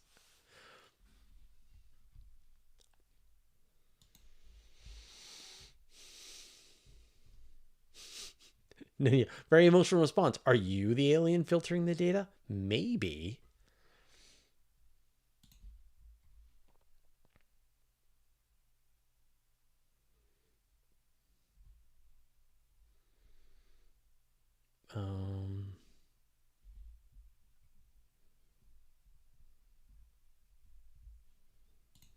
Paul Wilson, the moon is tidally locked to the Earth, but will the Earth tidally lock to the sun? No, and not within the lifespan of the solar system. So, the moon is relatively close to the Earth, and so it's tidally locked. All the major moons are locked to their planets. So the major moons of Jupiter are all locked to Jupiter. The major moons of Saturn are locked to Saturn, Neptune, etc. Right? In theory, like even Mercury isn't tidally locked to the sun, and Venus definitely isn't. Now, if there were no other planets in the solar system, then maybe Mercury would eventually lock to the sun. Or if Mercury was a lot closer to the sun, then it would tidally lock. But, in the age of the solar system, with all of the gravitational interactions, nothing can stably lock to the sun. Now, that said, over about 100 billion years, gravitational interactions are going to steal away the planets one by one from the solar system. And eventually, the sun will be left with one planet. And that planet will be tidally locked, will eventually probably tidally lock to the sun, although the sun will have turned into a white dwarf by then. But if that planet is close to the star, then it would tidally lock to it.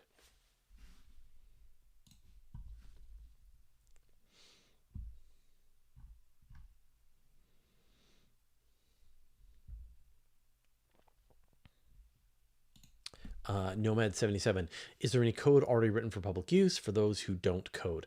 I mean, probably. I've had a couple of people send me emails that they've followed my recommendation, and they're programmers and they built a tool to access the API from, say, the Antares data broker. But if you aren't a coder, then I would recommend that you just use ChatGPT or Claude. So just go to Claude or ChatGPT and say, can you help me create a web app that connects to Antares data broker and filters out the Vera Rubin data for supernova that are brighter than magnitude 15? Or go to, I forget the one, I think it's like Think or something like that, the one for the data broker for the solar system stuff. And you could say, show me all of the asteroids, or the asteroids that are moving, that are near Earth objects, and so on. So, I think you can, if you don't know how to code, there are probably people are already developing really cool portals, ways to visualize it. I'm probably going to do this at some point, but you can also just do this with Claude. And I keep meaning to. It's like I'll just sit down and like run a demo with Claude where I just make one of these things so you can see how it's done.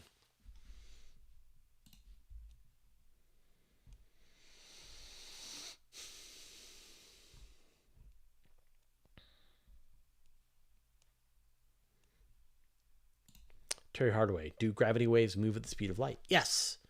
This was one of the incredible sort of confirmations from the Kilonova event. This was the collision between neutron stars seen almost 10 years ago, where, we detected the electromagnetic radiation from the colliding neutron stars and the gravitational waves at the same time.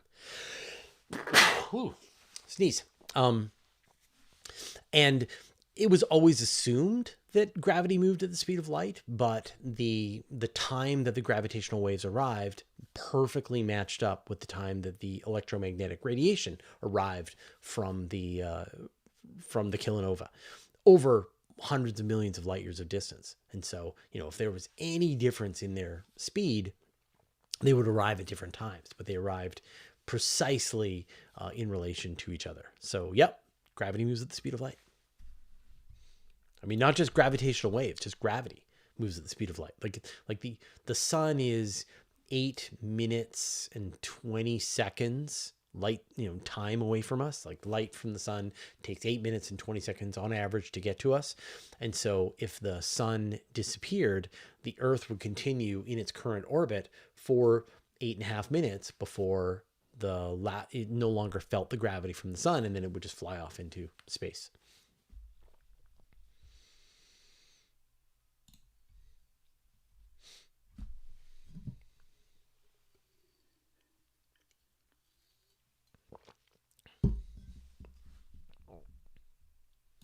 Casey Ream, which planet will the sun be left with as a white dwarf? I don't think we know which specific one, but essentially it'll take 100 billion years for all of the planets to be stolen from the solar system. And that process is also happening from all of the other star systems. So all of the star systems are stealing all of the planets and kicking them off into space. And so 100-ish billion years from now, none of the star systems will have planets anymore. And all of the stars are being kicked out of the galaxies. And so in I think it's like about 1 trillion years, all of the galaxies, the Milky Way will have lost all its stars. And there will just be the supermassive black hole. Maybe it's 100 trillion, but it'll be some big number. But say 100 trillion years from now, there will be no galaxies. There will just be black holes and free-floating stars that will have no planets.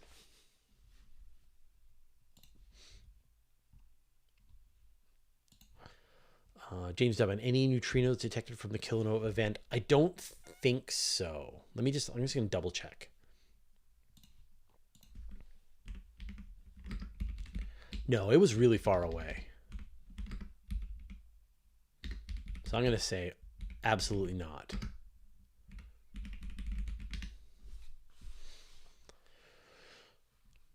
No. Nope. Yeah, so no, the Kilonova was 500,000. Let me see how far away it was. GW 170817, 144 million. Okay, so it was 144 million light years away. And like detecting neutrinos, astronomers have detected neutrinos from the supernova 1987A, but that is like 168,000 light years away. So it is very close. Now we are detecting cosmic neutrinos all the time, but we just don't know what the source is. To detect them from some specific event, it would have to go off very close. I've talked in previous weeks about the supernova early warning system, where, if something goes off, say 500 light years away from us, we would detect the flash of neutrinos and to be able to orient to know where the supernova is going to happen. But farther than that, we can't predict it. The problem with neutrinos is they just barely interact with anything. It's very rare.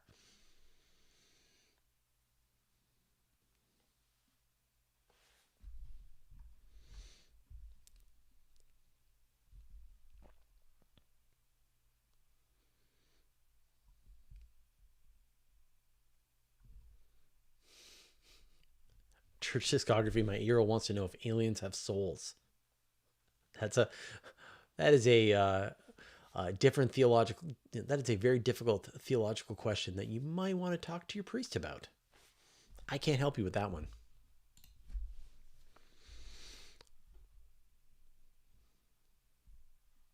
I'm sure someone's done like science fiction about that. Do aliens have souls? I'm sure religious people talk about that. I don't know. Tell me in the chat. Let's find out. Let's just do a vote, a poll right now. So here we go.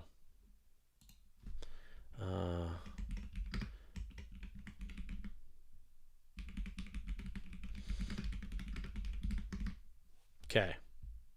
Here you go. So I can't give you the answer, but the live stream crowd can give you the answer. So far, we're 50-50. 64% yes. 56.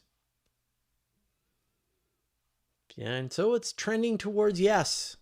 Aliens have souls. There you go. There's your answer.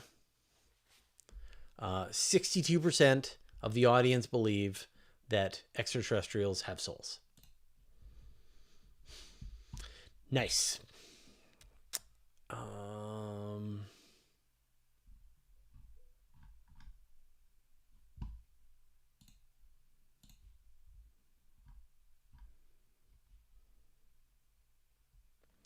Nadia Chambers, what if I don't believe souls are a thing in general? Well, so then I would say no. You would answer no to that question.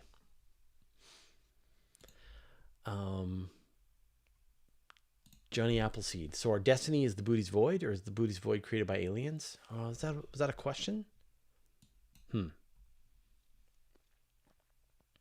But right, so that's sort of a follow on from what I just said.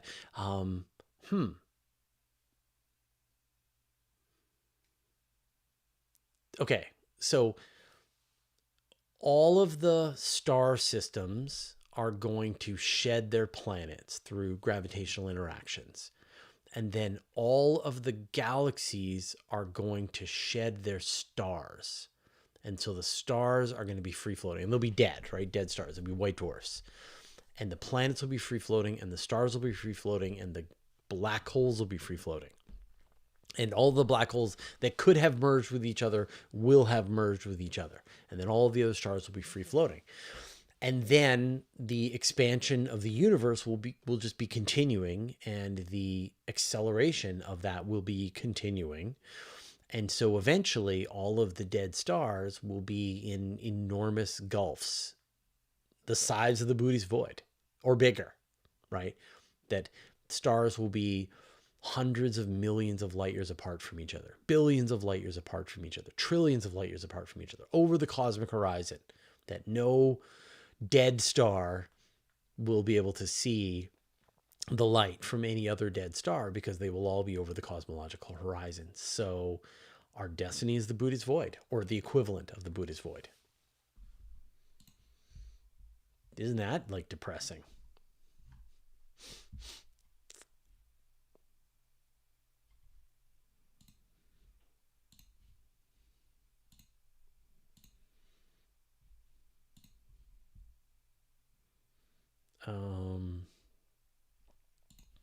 Terry Hardaway. Did 3i Atlas have any effect on objects in the Kuiper Belt? Could that have happened to a planet rotating outside? Any other orbital anomalies? So Comet 3i Atlas was maybe 5 kilometers across, maybe 10 at the most. So it was not a very big asteroid. And so it had a gravitational interaction on objects in the solar system, but almost none. Like, it may have caused nanometer changes in the orbits of objects in the solar system, and then it was gone. Isn't it weird that we haven't heard anything about 3i Atlas anymore? Like, I wonder what happened to all the people who were wondering whether 3i Atlas was an alien spaceship or not. Have they found something new to wonder about being an alien spaceship, or have they just gone quiet? It's interesting. I wonder. I don't care enough to look, but I wonder. But yeah, so, 3i Atlas was moving very fast and didn't have a lot of mass. And there are plenty of asteroids with much more mass than 3i Atlas. It's just another rock moving through the solar system.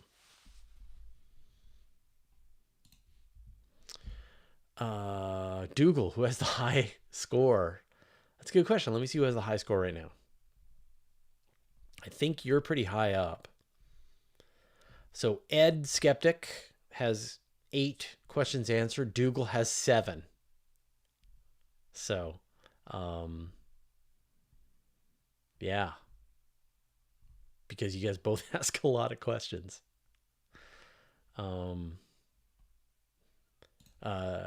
James M. Nguyen, is it on topic to ask Fraser about his thoughts on Project Hail Mary? So I haven't seen the movie yet. I've read the book, so I know what happens, but I haven't watched the movie yet. I'm going to go see the movie tomorrow. And so then I will give you my spoiler-free review of the movie. And then whenever the statute of limitations is raised on giving spoilers to things, then I will give you the spoiler-filled review of the movie. But I'm really looking forward to it. Like, I hear it's great, and every piece of this looks great. So I can't wait to go see it.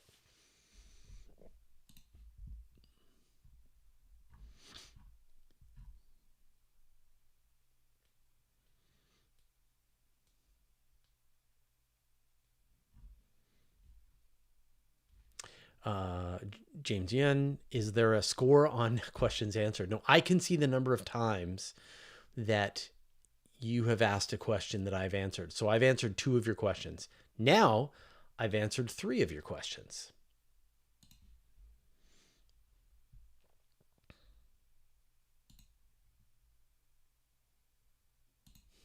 Oh, Melinda Green, would you prefer the universe end? That's a great question. So I'm like, obviously we won't be around for the future of the universe. We won't be around for the future of the Earth beyond, let's say, 100 years.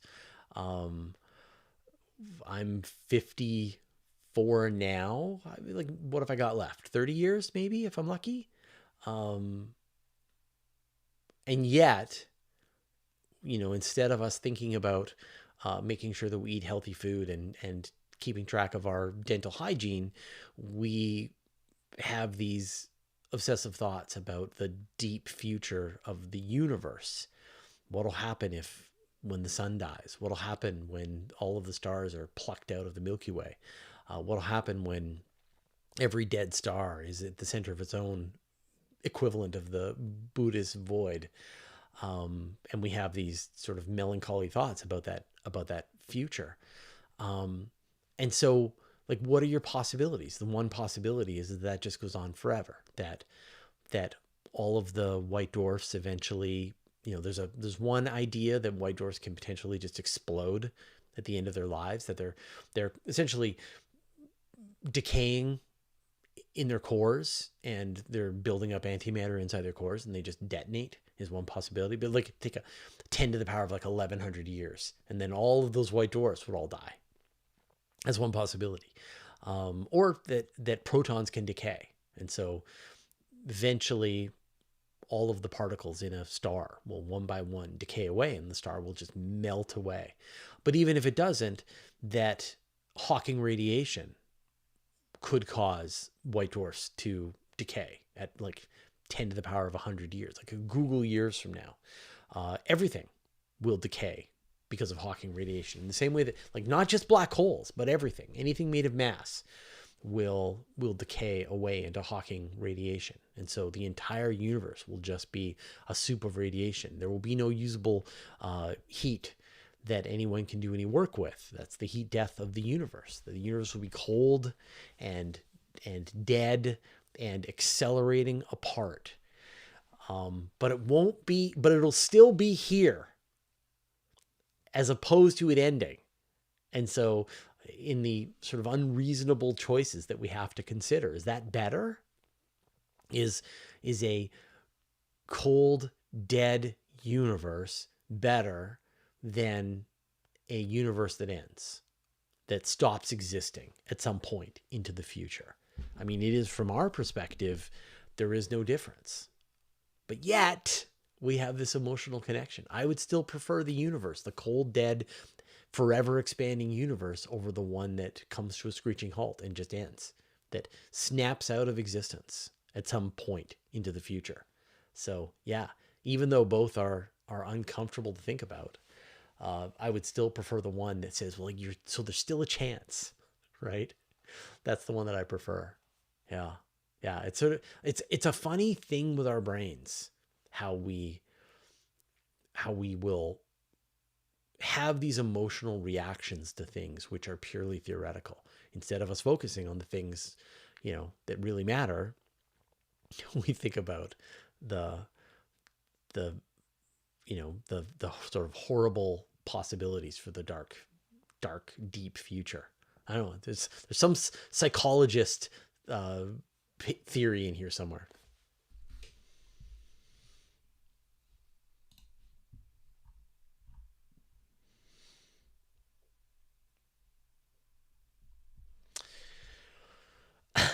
Did you post your movies TV list yet? No. Okay, I'll do it right now.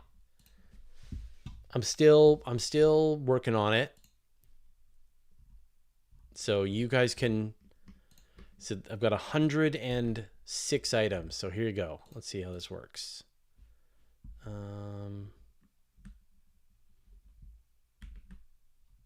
Oh, that's going to be a mess. Okay, that's not going to work. And it's too big. Way too big. Okay. Okay, that's not going to work. Bummer. Okay.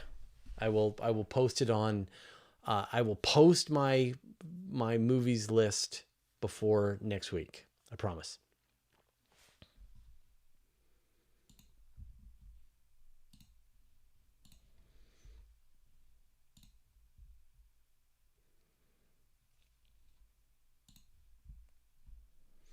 Where are we at? Whoa, 4 minutes. Okay. Light dark. If you could go back to school to study astronomy, would you? I've thought about doing this if I can retire in 40 years. No, I totally wouldn't. I would not be a very good astronomer.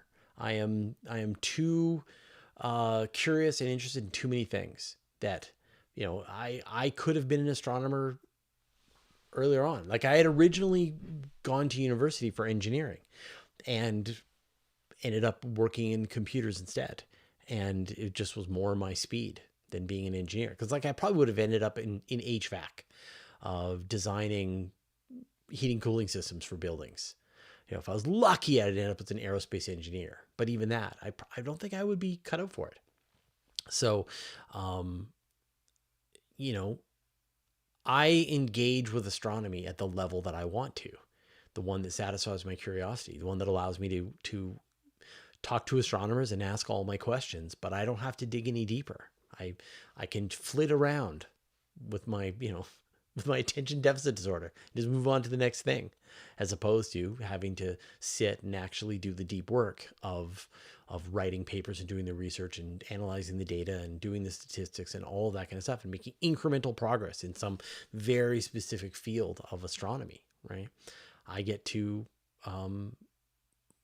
so I think I've found my exact career calling, which is being a journalist, right? A journalist allows me to dip in, understand the information enough so that I could explain it to somebody else. And then if I'm still curious about it and I want to go to another level, I can just go deeper, and then I can go deeper and I can go deeper, or I can just stop and switch to something entirely different and do. What did I do? I had just an incredible interview today. I can't wait for you to watch it, about a researcher who works on rubble pile asteroids.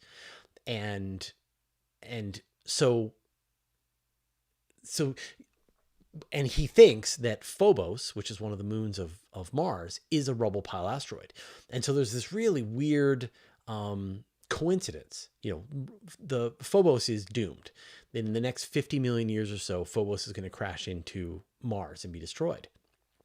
And isn't that weird? Isn't that a strange coincidence that we happen to be here at a time when Phobos is just within a few tens of millions of years of it crashing into Mars and being destroyed?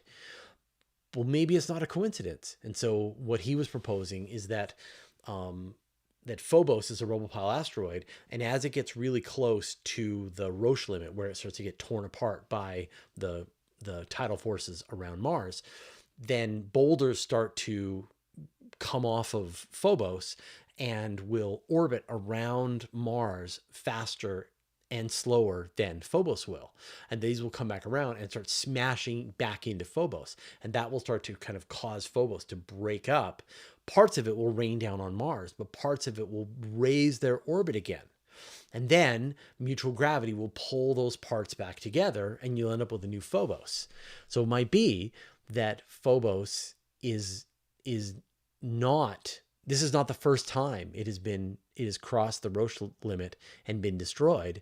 That in fact, maybe this happens every 30 million years or so and has been happening continuously since Phobos formed around Mars in the first place. So it was it was like this really cool idea, and I was able to engage with this idea, as well as the DART mission concepts we talk about and the Lucy mission and all this kind of stuff. And it was just like so cool to get into that. But now I'm done with it. Like, that was great. And now I get to move on. So no. And I think you don't need to wait to go back to school. Like, if you do want to study astronomy, you don't need to wait. That you can go and you can grab an astronomy textbook. There's open courseware. There's free textbooks you can go. You can also just go down to your local university and buy the astronomy textbook that people are learning with their astronomy class, and then you can just go through the textbook yourself. I've done this. I've grabbed an open courseware astronomy textbook and just gone through the whole textbook, just to make sure that I had all the fundamentals in my brain.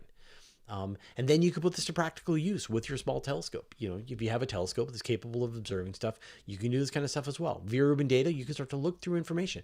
Any concept that you need to learn, look it up, you know, get ChatGPT to teach you how to do it. You can do astronomy right now.